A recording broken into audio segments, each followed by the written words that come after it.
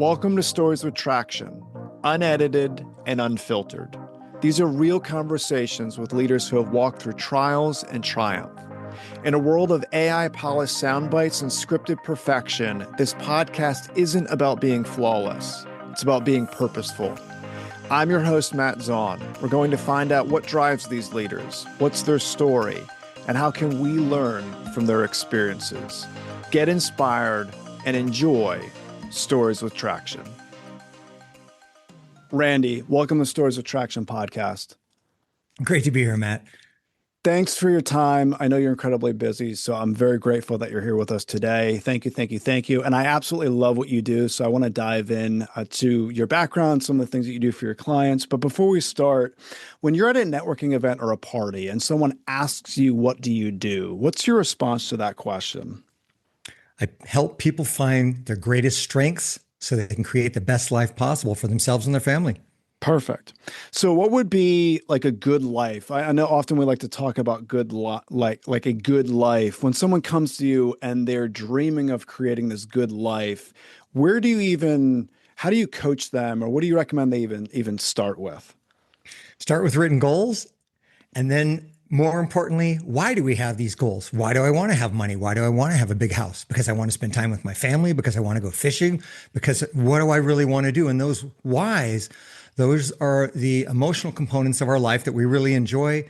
And that's what will drive us forward better than anything else will. And when the times are tough and we remember why we're doing this, and we don't lose track of the things that we're really trying to accomplish from the emotional aspect of life, not just the material aspect, that keeps us going in the toughest times. And we need to be able to be emotionally aware in order to enjoy our life. And I had to turn off my emotions to get started in business, but I found doesn't create the best life. All right, so let's talk about emotions for a moment, because often we don't talk about emotions in a business environment. We like to avoid them, and we know they're there, but there's a picture that comes to a lot of people's mind when they hear that person's an emotional person, right? If we were to say that's an emotional person, as a society, we tend to gravitate towards they're either bombastic or they cry easily. And even as recent as today, I was in a meeting where someone mentioned emotions in a very negative way, even though there was a particular instance that was very exciting. So there would be an element of emotion, and also a lot of frustration where there would be an element of emotion. But they viewed it as a negative thing. Emotions are negative, facts and figures are positive, right? These features, these numbers. So when you're trying to break through to someone and share with them the importance of not stiff-arming emotions, not burying them down, where do you go as it pertains to that? Well, first, I let people know I'm not going to make decisions based on emotions. I'm not going to use emotions to motivate or to negatively motivate people or manipulate people. But I'm always going to be aware of my own emotions. So I'm clear. I'm going to be aware of other people's emotions, because if other people are not aware of their own emotions, they'll get in the way of their performance. They'll get in the way of their communications and such. So I want to be aware of my emotions. I want to be fluid in my emotions to experience them and release them, but I don't want to be controlled by my emotions. And ironically, the only way to avoid being controlled by our emotions is to find a way to embrace them in a manner that allows them to be experienced completely and released. What's a good, healthy way to release emotions? What would that even mean? Well, first, we have to be aware that we are reacting or having an emotional reaction or feeling of emotions from the past we're being reminded of. So first is awareness. And then second, I like to breath work. I can take 3 deep breaths. I get in touch with my body. I set my intention that I'm going to let this energy go, or I'm going to deal with it later. And then I can move through the rest of my day or the rest of my moment more clearly. But if I try and avoid an emotion, it's going to push its way into my mind, into my actions, and into my communication. So awareness, find a way, if we can, to address that through a physical experience of breath work, EFT tapping, journaling, whatever that is, writing out lists. And then once we acknowledge it, it's not going to hijack our mental process, which is important, and the physical actions we have to take, which is important. Everything in the universe fits into one of 3 categories: our thoughts and information, our physical body and the physical world, are our emotions. And although emotions, I think, are the most powerful, we want to approach our emotions with a logical, not necessarily systematic, but intentional approach rather than letting them take over our life. If you were to create a definition where you would separate emotions and feelings, what would that look like? Because I think sometimes we intermix the emotion with a feeling. What would be the difference between the two? A feeling is how we experience the emotion. The emotional reaction is I see something happen, good or bad. My mind makes a story about it. My body has a hormonal reaction to that of some sort, some way, dopamine, whatever it might be. And I feel it in my physical body, and it tells me move towards something good or away from something bad. That guidance is valuable in the moment. And those feelings that I'm having in my body that say this is good or this is bad are how I experience the underlying emotional energy. That's a great definition. I really appreciate you sharing that. So let's talk about specific emotions for a moment, just so we can add practicality to some of the things that you're saying. So, powerful drivers in business from an emotional perspective is fear and anger. So when we think of objections, so we think of someone trying to sell a product, sell a service, the objections tend to come from a state of fear. So it's a powerful driver. And I don't need to convince people that people go to war over fear, people kill over fear. Fear is a powerful emotion, right? And then we have anger on the other end, where there could be an experience that we've gone through that something else happens, something else comes into our orbit, and we get so angry based on that particular situation. So Anger is for a cover up for, I'm going to interrupt you for a yeah, moment if I can. absolutely. Anger is a cover up for fear. Anger is a cover up for loneliness. Anger is a cover up for shame. For me, that was my protection tool was my anger. But when I got when I dug down under the anger and I got to what was I was really feeling, what the real emotions were, it was shame and betrayal and feeling alone and those things. And I'm glad you're asking these questions because when we're able to understand it better with our mind, then we can navigate it better and we don't get overwhelmed by the emotion. We can actually understand it and work through it. Sure. No, I really appreciate you sharing that.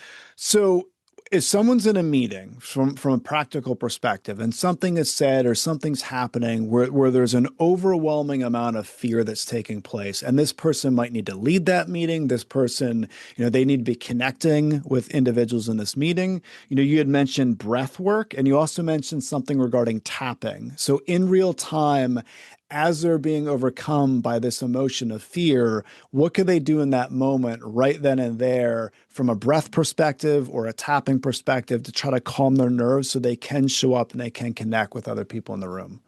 So, what I do if I'm in a board meeting and I'm the chairman, I'm running that meeting, first thing I'll do is I'll pause and write it down. We don't have to move as quickly as we think. We think people are expecting us to jump from point to point and just be constantly moving forward at a pace that is just not always necessary. So if I want to stop and take a little in perspective and say, what am I really thinking or feeling or what's bothering me? I take a moment and write it down. Nobody's going to question me for that. I can stop and just, I'm not going to do tapping in a meeting, but I can take a few breaths. I can say, hang on a minute, let me think about this. I can take a few breaths. Even if people see me taking a breath, it doesn't make me any weaker. It doesn't take away my credibility. So writing it down and taking a breath for me makes a huge difference through awareness, because emotions are like children. They want our attention. And once they get our attention, they quiet down. And then I can deal with that emotion later because I've written it down, or I can deal with it now if I need to using my mind. We can't heal emotions with our mind, but we can navigate our emotions with our mind. And so these two things just take me seconds, or at the most 30 or 40 seconds, while I'm saying, hang on, let me make sure I'm answering your question as correctly and thoroughly as I can. Let me give you the attention that I think you deserve. I take my time, I regroup. Now I come back calm. Now I say, okay, I've heard you, and this is my opinion. And then I can come back with, and I don't want to get too far down this rabbit hole, but okay, how does that sound to you? What are you looking for? We as leaders don't have to always come up with the answers. And we as leaders, when we take a moment and think, people take us more seriously. And when we ask the other person, what are you thinking? It changes the conversation. And these are emotional approaches, these are logical approaches to the underlying emotions that could easily derail us if we allowed them to. When you're saying about people aren't expecting us to speed through things maybe as quickly as we may think that they want us to, it made me think of a comment I heard someone say a couple months ago that really stuck with me. This individual said, "Our perception of someone else's perception of us drives us crazy." And when you really stop and think about that, our perception of what these people are thinking about us in that moment might not be correct. They might not be thinking that, right? So for us to actually stop and say, I need a moment to just collect my thoughts. Let me jot this down. It's going to help me, maybe even boost my creativity to respond in a meaningful way. Very few people are going to shun that, or they're going to knock us down because of that. And this leads me to ask a question regarding vulnerability and authenticity, because I think those are buzzwords now in the business world. We talk about vulnerability, the importance of vulnerability, the importance of authenticity. But is there something to be said on pausing and saying, okay, at this exact moment, I'm trying to collect my thoughts. I want to give you the best response I possibly can. So I just need to take a moment. I need to jot this down because it leaves room for that authenticity. We're not coming up with a manufactured response or in calculation. What does vulnerability and authenticity mean to you? What does that look like in the workplace? The way I learned to be vulnerable was by asking people, I'm not sure what to do here. What are your ideas? How can we figure this out together? And when I first started doing that, I thought people would say, well, Randy doesn't have all the answers. He's not really in charge. And I thought people would respect me less. And in the end, when I asked people for their input, and I actually listened because people do have some good ideas, not maybe every time, but most of the time, when I listened, then they respected me more. And when they knew I had heard them, then they would listen to me when I spoke. So to me, being vulnerable was and still is admitting when I make mistakes. Okay, I'm not sure I understand this. I made this mistake before. I'd like you guys to help me. When I learned to say that and I learned to be comfortable saying that, then people were so much more willing to provide answers and to be part of the solution. And when it's their ideas for what we're going to do to fix the problem or build a project or whatever we're going to do, when it's their ideas don't have to be as good as mine because they're going to own their own ideas 100%. And we can always adjust as we go forward. We don't have to start out with a perfect plan. And so if it's not perfect, I can always ask some questions along the way. I can give them the perfect airtight plan. And if it's not their idea, they're not going to buy into it 100%. So that buy-in, that collaboration, that's what matters. Now, along the way, we have to teach our groups, our teams, how to make decisions. We need to teach them how to interact and disagree with each other in a group meeting session and things like that. But the vulnerability from me as a leader made me a far more effective leader and helped me achieve better results in my teams and in my business and with my profits. My profitability increased because I took this approach. I love that. There's a ton of wisdom in that, because also another thing that might happen is when people share with you what you should be doing and then you go in that direction, they're going to want to try to live up to what they just said, right? If they're creating the blueprint for you, they're going to want to be an active participant in making sure that those dreams, vision would become a reality. And even further, now when their ideas are effective, I can praise them for Sure. what they've done to contribute or what their ideas they contributed. And when I can give genuine praise, it lights people up. When I first learned this 40 years ago, before I was really on my path, I realized that if I find something small to praise somebody for, they're not going to get lazy. They're not going to say, oh, this is good enough and stop. They're going to light up and they're going to do more things that they're hoping to receive praise for. So it was ironic for me when I first learned it. And once I became comfortable finding genuine reasons to praise, it's a tool I use, not because it's manipulative, but because people need that. People don't feel valued a lot of times, even at home. And when they feel valued at work and they are acknowledged for contributing at work, now sometimes work is their favorite place to be in life. Sure, absolutely. So when we're talking about manipulation, right? So someone manipulating someone and then someone inspiring someone, what would you think are the two differences between a leader trying to inspire a team or trying to manipulate a team? What would be those two differences? Manipulation, in my opinion, is based on fear and it works in the short term, but it doesn't last and it gets tiring.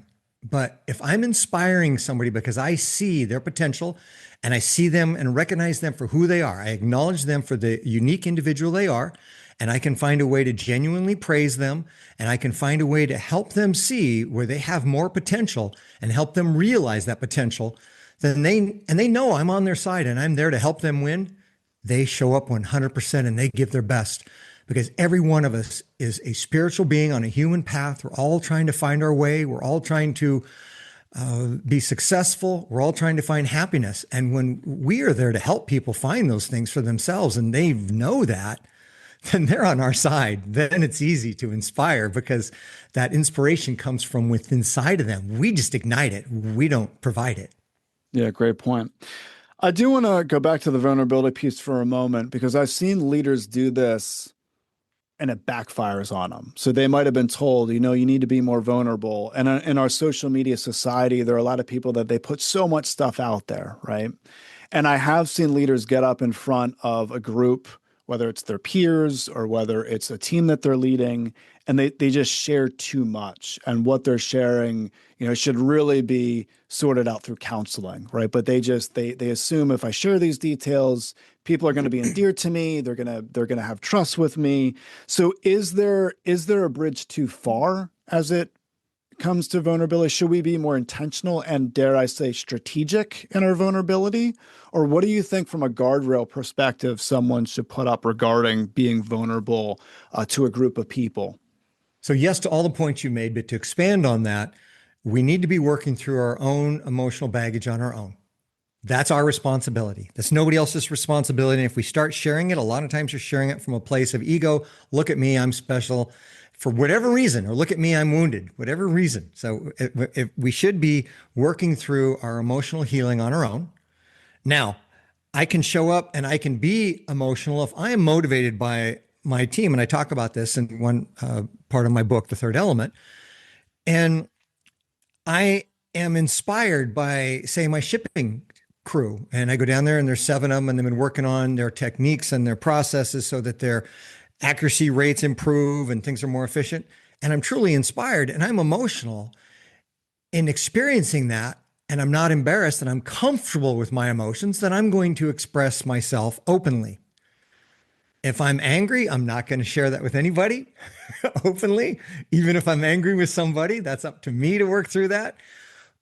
But I can be vulnerable without being an emotional mess, without sharing things that are too personal. Being vulnerable means I don't have to be perfect. I don't have to have all the answers. And I'm asking other people to help me succeed so we can succeed as a group. Now, to me, that means I'm vulnerable. And the other thing that's interesting is when I was able to admit that I needed help, then people said, I could see this. And I had a conversation with a few people. They say, Randy's really solid. He's really strong. If he's strong enough to admit that he needs help, then he must be pretty damn solid in who he is and what he knows and where he's going. And when we are that solid and we know our power doesn't come from ourselves, our power is our ability to help a group accomplish things. Power expressed in physics is the ability to accomplish work. And we as leaders, we don't accomplish that work. It's the people we work with, the people we lead, the people who do the work.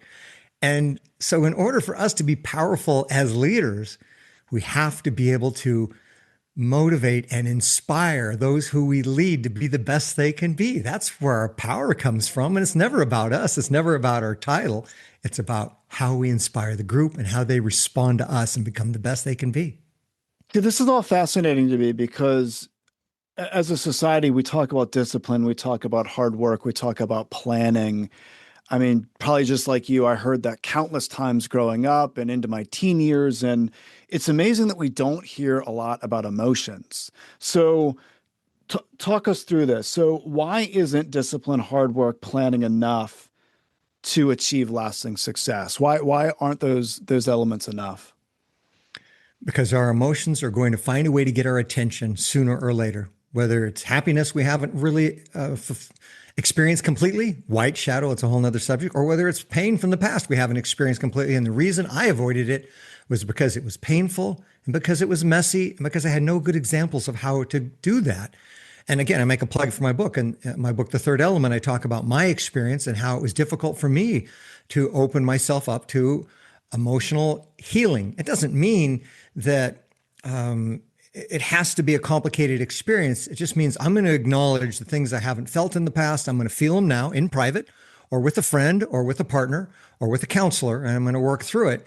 And when we first start down that road, a lot of us have fears and pain from childhood that comes through. So it's just easier in the short term to turn it off. In the long term, those emotional wounds, even if it's small traumas, even if it's just an embarrassment, something somebody said to us in the eighth grade, the universe is going to remind us of those, and the message gets louder and louder until we listen. So we might as well make it intentional that we listen. And then what happens is the discipline with regards to our planning becomes more effective. The discipline with regards to the action we take becomes more effective, and our relationships become deeper and more effective. So it's not that we never abandon the thinking and the planning. We never abandon taking action, but we also don't abandon the opportunity to experience our emotions completely in whatever way is appropriate and move through them so we can be more present again in our clear mind. So you mentioned childhood and you mentioned, early childhood trauma and all these different things. So I do want to hit the rewind button, right? If I had a remote control and I could hit that rewind button and I can go to, 13-year-old Randy, and I were to ask 13-year-old Randy what he wanted to do, what he wanted to be, what kind of response would I have gotten in return? Well, I'm glad I had the experiences I had, but when I was 13 in junior high, just starting high school, I was bullied a lot. I was a nerd. I was a skinny little kid. I was bullied. I didn't know how to handle that. So ideally, I would think, well, I wish I knew how to handle that. And that would have made that point in time easier. But ultimately, what I experienced made me stronger.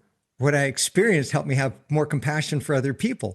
What I experienced motivated me to accomplish things in my life. And eventually I had to work through that trauma.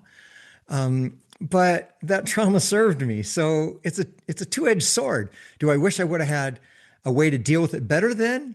The 13-year-old Randy would have absolutely liked to have had tools to say, wait a minute, this isn't me, and to just be calm and speak my mind to whoever's giving me a hard time and to navigate it more like an adult would navigate it. And for the 13-year-old me, that would have been wonderful. But for the 64-year-old me, and even the 23-year-old me and the 33-year-old me, that motivated me to accomplish what I needed to motivate. And sooner or later, I had to feel those pains and cry the tears and let that go as an adult man.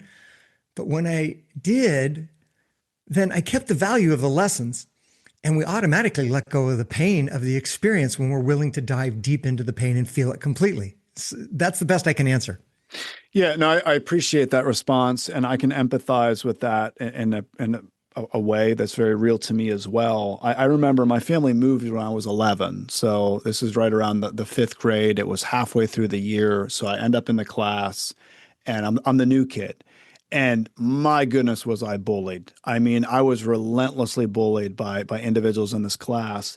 And there was an element of rage that came out of me because I didn't understand. Like I had my group of friends in another state, and then we moved states. And for me, that rage came out in the form of wrestling. I actually started wrestling around that time because I was so angry the way kids were treating me, and that set me on a close to a decade of wrestling. I wrestled throughout middle school, high school, and some college.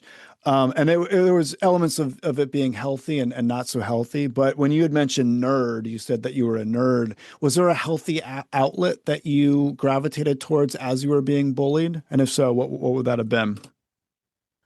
No, not so much then. I spent time in nature. I went on long bicycle rides because I lived in the country and I could go expend energy that way. But I didn't have the tools. When I was younger, I didn't have the tools to deal with my emotions. Most of it was just shut it down, turn it off, and avoid it. And I had to pay for that later. I made it Sure. through it all. But that was the way it was in the 1960s. Things were different. Boys didn't cry. We don't share our emotions. We don't even act caring or compassionate to other people. And especially in junior high and high school, as young boys or as boys and young men, we had to be tough, or we were either verbally assaulted or physically assaulted by the other boys who needed to be macho and prove themselves. So as men, we learn to turn off our emotions, and then we take that into adulthood, and eventually, hopefully, we learn It's not the best way to operate, but it's a natural part of the human experience and human evolution. Sure. So take me from 13 through some of high school. What was the main focus? Were there extracurricular activities? Were there like different clubs? Was sports involved? What did you gravitate towards in high school? Cars. I got into cars. I started studying. I started working on cars. I built my first car that I bought when I was 16. It was a 1951 Willys sedan delivery. I still have it today. And so I was motivated to show my family and show the world I was competent. So I overachieved, Mm. and that served me. And it kind of held me back in my later years because I thought that was the answer to everything was to overachieve, and it's definitely not the answer. But cars were my passion, and cars and trucks is automotive repair and parts distribution and manufacturing is how I made my fortune in this lifetime, is through my love for automobiles and trucks. So take me through that, Art. So you have a love for cars, and then you mentioned distribution and all these different things. So how did you go from working on cars with your hands to getting into the business of cars? What was that leap like? In 1982, while I was still in college, I was studying physics, and I needed to make some money. So I started repairing differentials, drive axle assemblies in my garage in Sacramento, California. And after a couple of years, I moved out in a commercial building and was doing that full time in a commercial building while I was still attending college full time. And then that turned into parts distribution, and sold all those businesses in 96 and started over in 96 with distribution, and eventually ended up doing manufacturing in the US and overseas. And it was a great career. And I learned how to interact with people in a way to inspire. And work environments are the best place for personal growth if we look at them that way. Now, we still need to do our own internal work outside of work. But if we want to be irritated, if we want to find something that bothers us and indicates where we have an opportunity for growth, work is the best place to find those indications of an opportunity for growth. Wow. Was it at this point that you hit a wall and you had to figure out the emotional piece, or was it after the first business that you had? It was well into my like third business in Okay. 1989. Okay. I was looking for answers. I was frustrated. I met a woman by the name of Maria, and she had been on a spiritual journey for many years. So her and I spent 3 years together as romantic partners, and she helped me see the unseen emotional, spiritual side of life. And she held a safe space, so to speak, as I was going through my anger and releasing it to get to the deeper emotions I really needed to feel. And she helped me on that path, and that changed my life in so many ways, not just to find more clarity and more personal fulfillment, but that helped my businesses become 30 and 40 times more successful than they were when I was able to take what I was learning about our human experience and the game of life and apply that to my relationships and the people I was inspiring at work. I'm going to talk about empathy for a moment because this is my personal opinion based on my experience, but I feel like you have to have a certain amount of pain to truly be empathetic with someone. And the more pain that someone goes through and they understand and they unpack that pain, they're able to connect with other people. Do you feel the same way? Do you feel that based on elements of pain that you've experienced in your life, it's positioned you to connect with others through empathy? And what has that meant for you as a leader? 100%. And a good example of that is, for example, I used to think that people were addicted to drugs. I'm thinking, well, they could use their mind to get over that. Well, the third time I broke my collarbone and had a second plate installed, I was on oxycodone for 6 days. And usually I'm off of painkillers in a day, day and a half. Well, when I tried to go off of oxycodone, my body is physically addicted. And I went through 3 days of hell, of withdrawal, like a heroin addiction withdrawal, where my body ached clear through to my bones. So now I understand if somebody's having a challenge with a substance, it's not because their mind isn't strong. It's not because they don't want to be off of it. It's because their body is possibly physically addicted to that. There's no way I could have ever understood that if I didn't go through that challenge. There's no way I could understand somebody being left out at work and not being chosen to be on a team if I had not been left out and not been chosen to be on teams. If I didn't have these kind of pains in my life, there's no way I could understand other people and have empathy and compassion for them. And when I can talk to somebody and say, yeah, I've been through that, tell me about what you're feeling, and I've truly been through it, they sense that when they're speaking to me, I can hear them. And sometimes all people need is for us to listen and for them to be heard. We don't have to solve it, but when we're there for them and we truly see them for who they are, and we can have empathy and compassion for them, it changes them in a positive way, and it changes how they see us. And that changes the relationship. And the best way to be a better leader is for people to trust us. And when we can listen, it builds trust. Empathy builds a lot of trust. You can't really build trust without empathy. Wow, that was a beautiful description of addiction. I really appreciate you sharing that. I'm sure there's a ton of people listening that can relate to that, so I really appreciate that. All right, I can't skip over this part because you said the third time I broke my collarbone. So I'm sure there are stories with that. So how does one break their collarbone 3 times? How does that even happen? Well, first, flat track racing, and I raced on indoor flat track for a while, and then the third time I broke it was on in 2009 on a motorcycle in the sand dunes, just going too fast, and so I've broken 13 bones in my lifetime. 12 of them through motorsports, including 2 vertebrae in my neck. And I've slowed down a bit now. I'm a little smarter now than I was then. But my experience in life has been I'm going to experience all I can. And sometimes I've been reckless, but I've had an amazing life and I've met so many great people and I found out where my limitations are. And when I broke my neck, I had a near death experience and I absolutely appreciate life now. I appreciated my life before that. But now that I realize how fast we can lose all of it, I appreciate every moment of every day. And I appreciate the people I get to interact with. And even the people who irritate me, I appreciate every experience. Wow. Thanks for sharing that. I really appreciate that. And I really appreciate this conversation. Thank you so much, Randy. I feel that you offered us a tremendous amount of wisdom. There's 3 things in particular that I'm going to take away from our conversation, and I need to process through even more myself. The first thing you said, emotions are like children. They want our attention. How true is that? That I've never heard it in quite those terms, but I appreciate you mentioning that.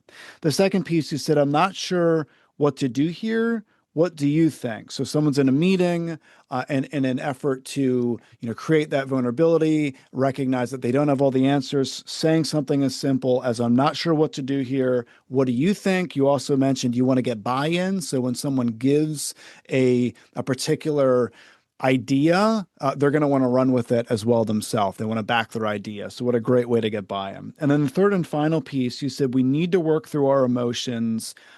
We need to work through our emotional healing on our own. And then you mentioned something I think is incredibly important that I don't want people to miss out on, is that are we speaking from a place of ego or wounding? You mentioned, if we're going to get up in front of people and we're going to be quote unquote vulnerable, if that vulnerability is coming from ego or coming from wounding, we're not in the right place. And I think that was really important tidbit.